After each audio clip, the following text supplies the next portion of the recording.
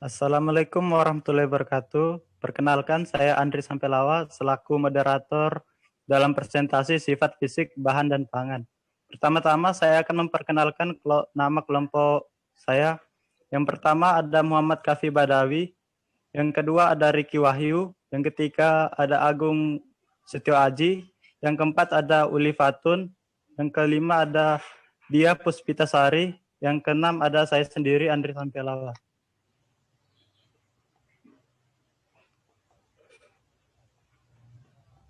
Next. Materi pertama, massa, volume, dan kepadatan yang akan dijelaskan oleh Saudari Agung Setio Aji. Ya, terima kasih pada moderator. Saya akan menjelaskan tentang massa, volume, dan kepadatan.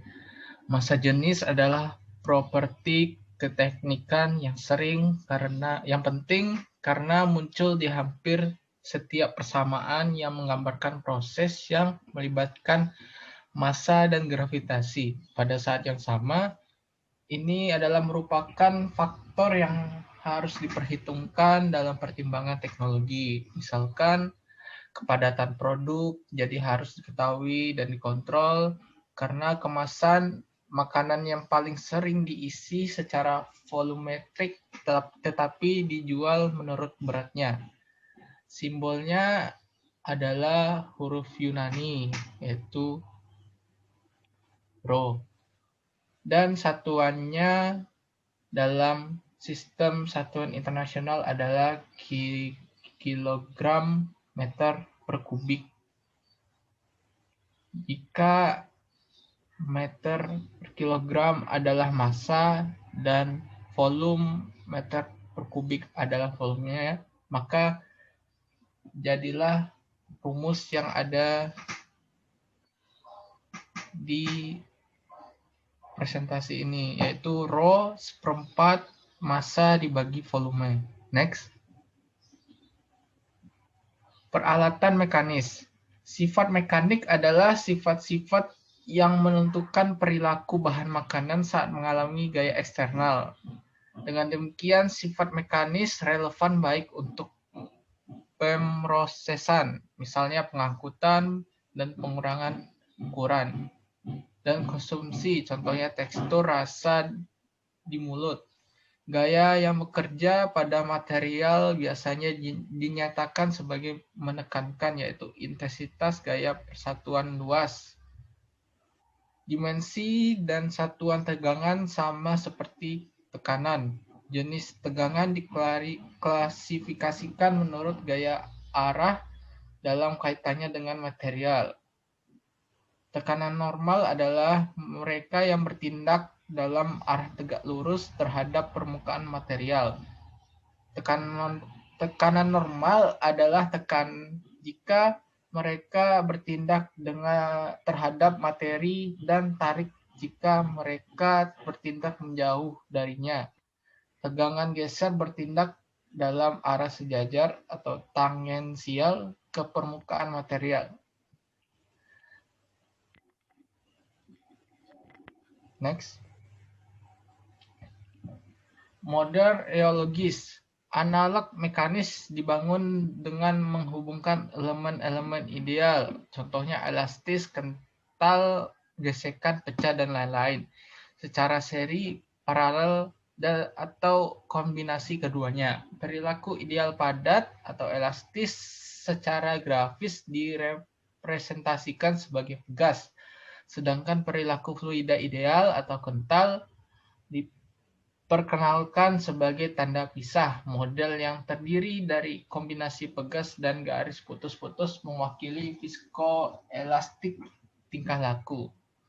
Model mekanik ini berguna dalam pengembangan model matematika persamaan untuk mendeskripsikan dan memprediksi perilaku reologi kompleks makanan.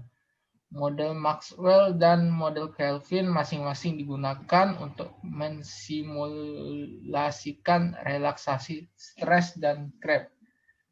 Kalian bisa melihat di gambar ini merupakan 3 model reologi. Next. Sifat mekanis. Reologi merupakan sifat mekanis yang dihasilkan deformasi dan aliran bahan yang disebabkan oleh adanya tegangan. Deformasi ini dihasilkan pada benda padat, sedangkan aliran dihasilkan oleh benda cair, di mana deformasi elastis terdiri dari Hocken dan non-Hocken, sedangkan inelastis terdiri dari viskoelastis dan viskoplastis. Aliran bahan dibedakan menjadi plastis dan viskos, di mana aliran ini dibagi menjadi fluida Bingham dan non-Bingham, sedangkan aliran viskos terdiri dari fluida Newtonian dan non-Newtonian. Reologi benda cair sangat diperlukan dalam desain perpipaan, pengemasan, dan lain-lain. Cukup saya serahkan kepada moderator. Oke, terima kasih kepada Agung. Selanjutnya sifat thermal yang akan dijelaskan oleh Saudari Muhammad Kafi Badawi. Dipersilahkan.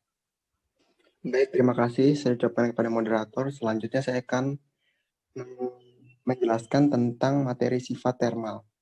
Aplikasi panas sering digunakan dalam proses pengelolaan bahan pangan hasil pertanian. Untuk dapat menganalisis proses-proses tersebut secara akurat, maka diperlukan informasi tentang sifat-sifat termis dari bahan hasil pertanian yang akan diproses tersebut.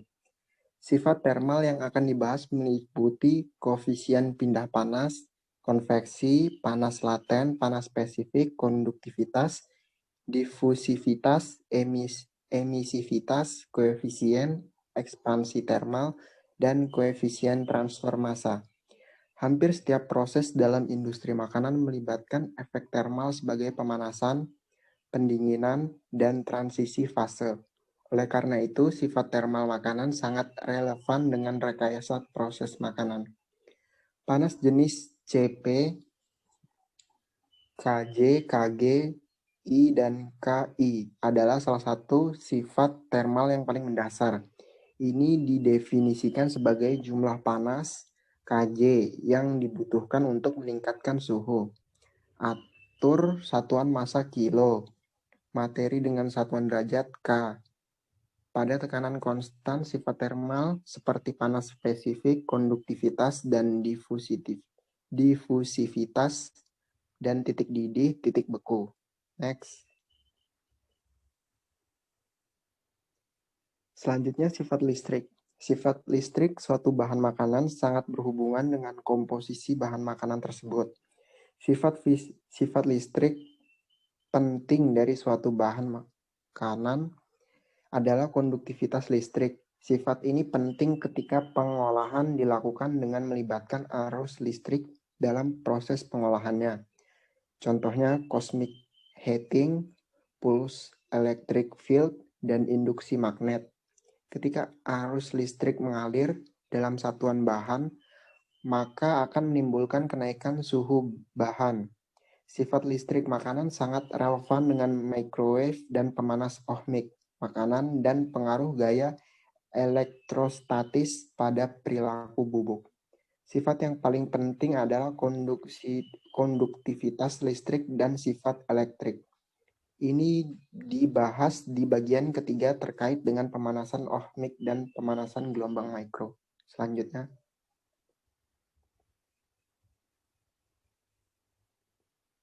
Next.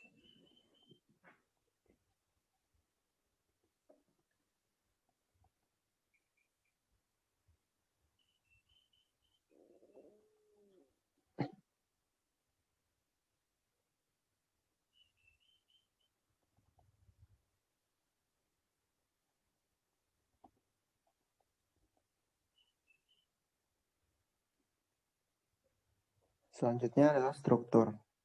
Sangat sedikit makanan yang merupakan sistem yang benar-benar homogen. Kebanyakan dari makanan terdiri dari campuran fase fisik yang berbeda dan saling berhubungan erat. Sifat makanan yang heterogen dapat terlihat dengan mata telanjang atau hanya dirasakan saat diperiksa di bawah mikroskop atau mikroskop elektron. Dalam makanan, fase yang berbeda jarang berada dalam keseimbangan penuh satu sama lain dan banyak sifat yang diinginkan dari segar. Berikut adalah beberapa elemen struktural yang berbeda dalam makanan. Yang pertama, struktur seluler. Sayuran, buah-buahan, dan makanan otot sebagian besar terdiri dari jaringan seluler. Ciri-ciri sel dan lebih khusus lagi dinding sel menentukan sifat reologi dan transport makanan seluler. Salah satu ciri khas makanan seluler adalah turgiditas atau tekanan turgor. Yang kedua, struktur berserat. Dalam konteks ini, kami mengacu pada serat fisik, yaitu padat elemen struktural dengan satu dimensi jauh lebih besar dari dua dimensi lainnya. Dan bukan untuk serat makanan, yang merupakan gagasan yang berkaitan dengan fungsi makanan. Makanan berserat yang paling jelas adalah daging. Memang serat protein bertanggung jawab atas kekenyalan makanan otot. Selanjutnya saya kembalikan kepada moderator.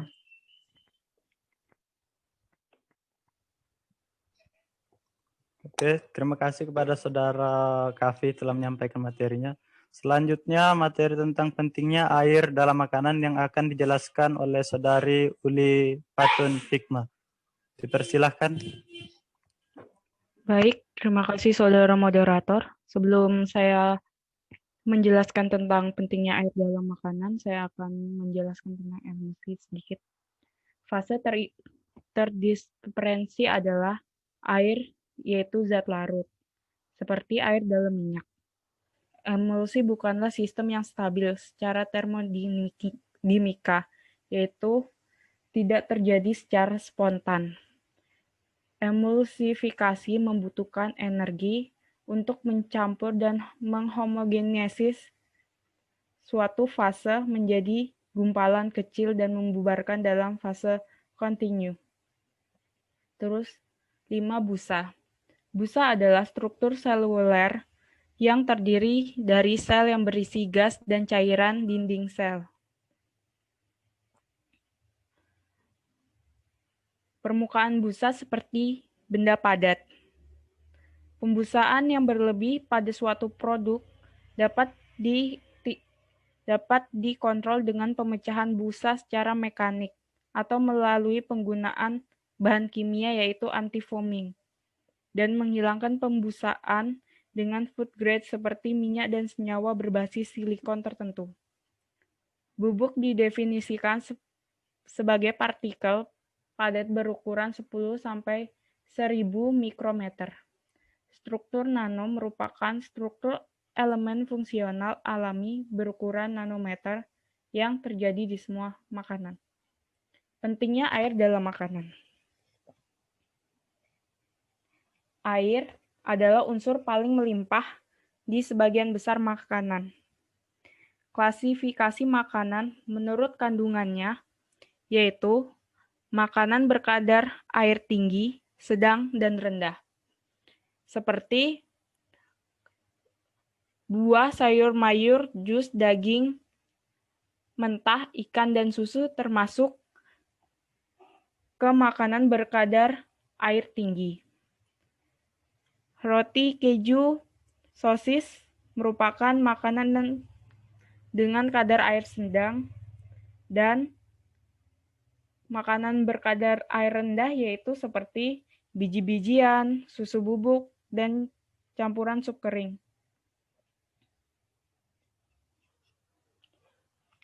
Air sangat penting untuk tekstur dan penampilan buah dan sayur yang baik.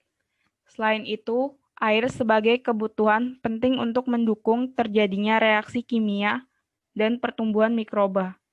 Bertanggung jawab atas kerusakan mikroba, enzimatik, dan kimiawi makanan. Efek air pada stabilitas makanan tidak dapat hanya dikaitkan dengan kadar air kuantitatif. Definisi air, aktivitas air.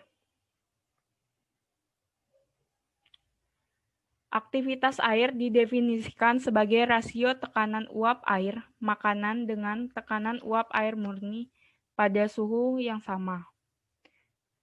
Dengan persamaan AW sama dengan P per P0, yang dimana P adalah tekanan parsial uap air makanan pada suhu temperatur tertentu.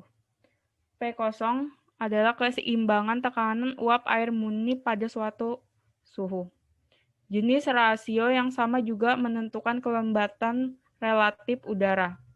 RH sama dengan RH P0 per P0 kali 100, di mana P0 merupakan tekanan parsial uap air di udara. Saya kembalikan ke moderator. Oke, terima kasih kepada Saudara Uli yang telah menyampaikan materinya. Selanjutnya, materi berikutnya akan dijelaskan oleh Saudari Dia Puspitasari. Dipersilakan.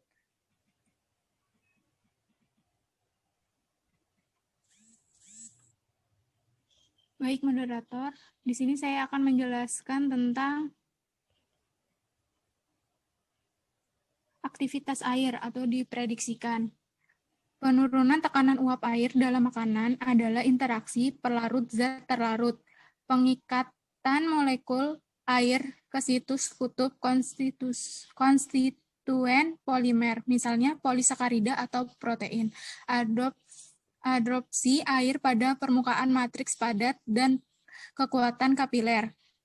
Dirumuskan P sama dengan XW P0 atau P per PW sama dengan AW. Di sini ada contoh soal, bisa dilihat. Next, selanjutnya.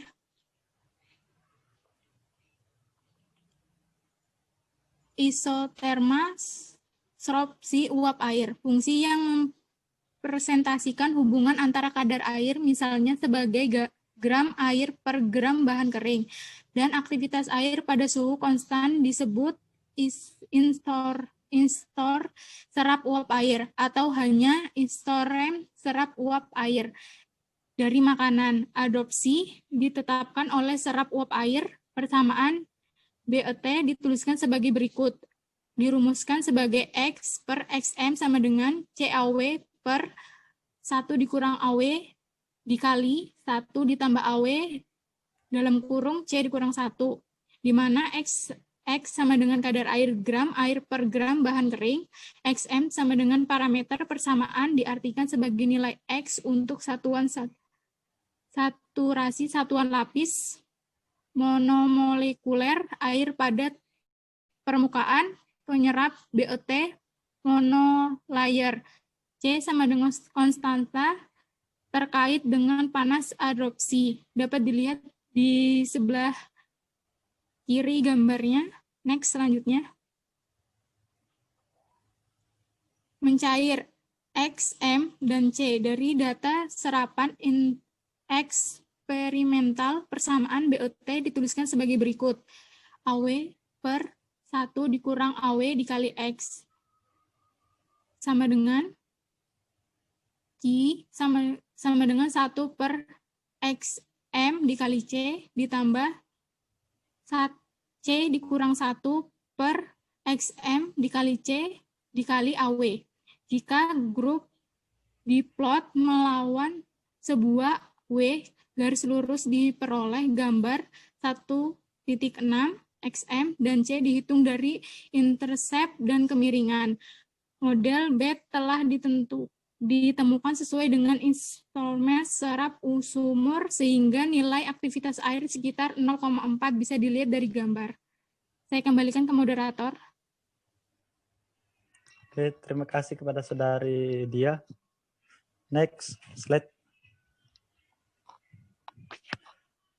Selanjutnya materi tentang kegiatan air yang akan dijelaskan oleh Saudara Ricky.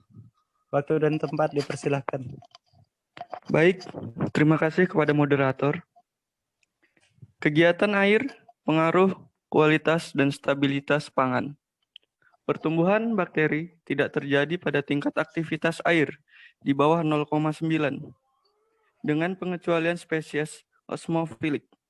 Batas aktivitas air untuk pertumbuhan jamur dan ragi 0,8 dan 0,9.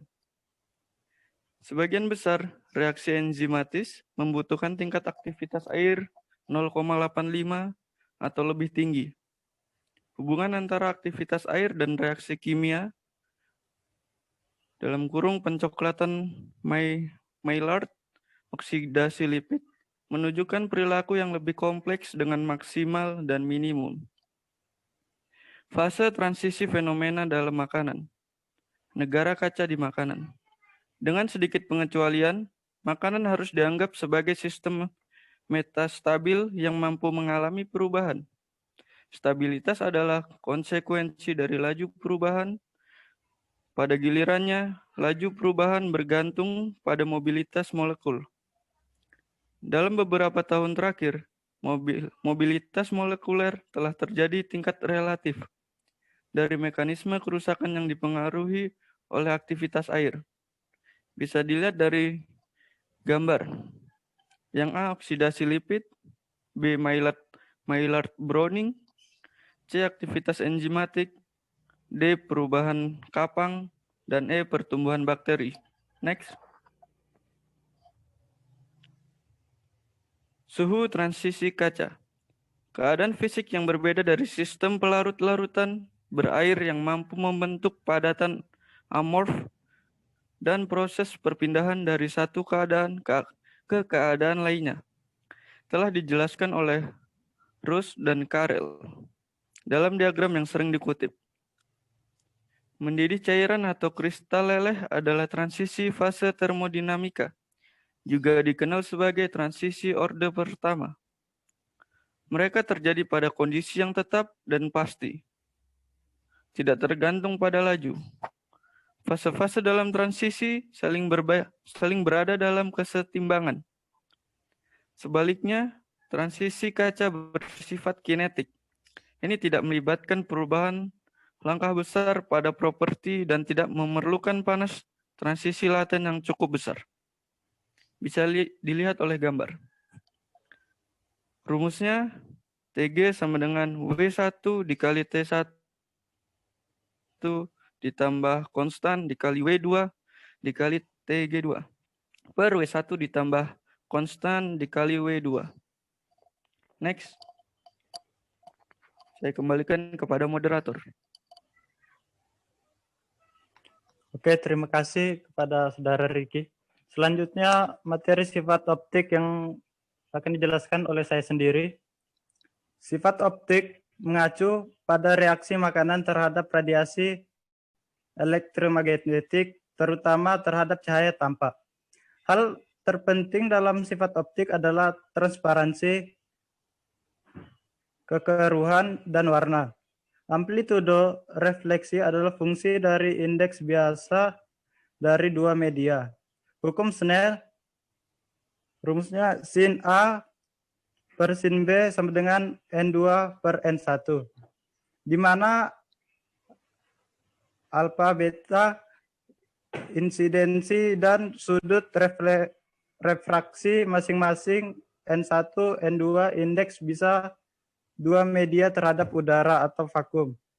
Bisa dilihat di gambar pojok bawah. Oke, next. Properti permukaan. Molekul pada permukaan benda cair atau padat berada dalam keadaan yang berbeda dari molekul di dalam tubuh. Peningkatan alfa E diperlukan untuk meningkatkan permukaan bebas dengan satu unit di mana integang permukaan cairan itu ditujukan oleh simbol Y, terkadang alfa, dan satuannya dalam sistem S1 adalah JM2 atau NM1. Sifat akustik. Makanan padat mengeluarkan suara yang dapat didengar saat retak yang dihasilkan di rongga mulut selama proses pengunyahan. Hilangnya kemampuan untuk mengeluarkan suara ketika retak dideteksi oleh konsumen sebagai penurunan kualitas. Next. Oke, terima kasih. Sekian presentasi dari kelompok 9, kurang lebihnya mohon maaf. Saya Andri Sampelawa selaku moderator undur diri. Wassalamualaikum warahmatullahi wabarakatuh.